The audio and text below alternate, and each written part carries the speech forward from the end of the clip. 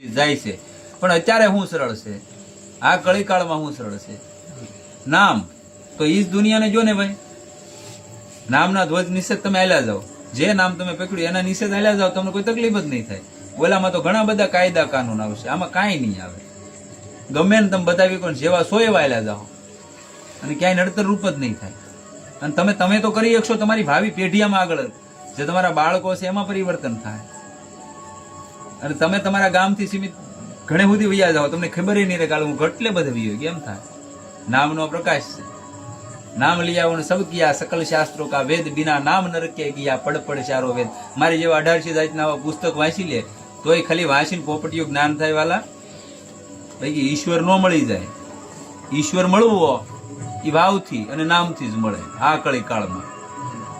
મેં એવા ઘણા ઓળખું, અસંખ્ય મહાપુરુષો. કેમ કે મારો આજ રોજ રાજનીનો ધંધો છે, હું ખાલી કામે જ આવી કહેવાનો કે આ જ કરું આખો દી. એટલે ઘણા એવા કોન્ટેક્ટમાં આવતા હોય. ગ્રંથોના ભંડાર કહેવાય છે એની આગળ કોઈ પણ પ્રશ્નનો જવાબ આપી છે, પણ ગ્રંથમાંથી જ આપે. પોતાના ભાવથી શબ્દ નો નીકળે, તો નીકળવો જોઈએ ભાવથી શબ્દ. એને કઈ ભણવાની જરૂર નથી રહેતી. તમે રામ રામ કરો ને પછી તમારે કઈ વેદ ભણવા ન જવા પડે, સારે વેદ કંઠસ્થ થઈ જાય. કબીરદાસજી ક્યાં ભણવા ગયા હતા? કાળા અક્ષર કવાડે મારેલા હતા. ક્યાંય સ્કૂલમાં ગયા જ નહોતા. જ્યાંથી જીવન સંભાળ્યું ત્યાંથી રામ નામને સંભાળ્યું હતું.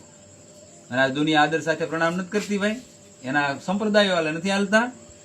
બસ બીજું કઈ છે જ નહીં. એક નામ પકડી લો, રામકૃષ્ણ શિવરી સીતારામ, એટલે પૂરું થઈ. સદગુરુદાય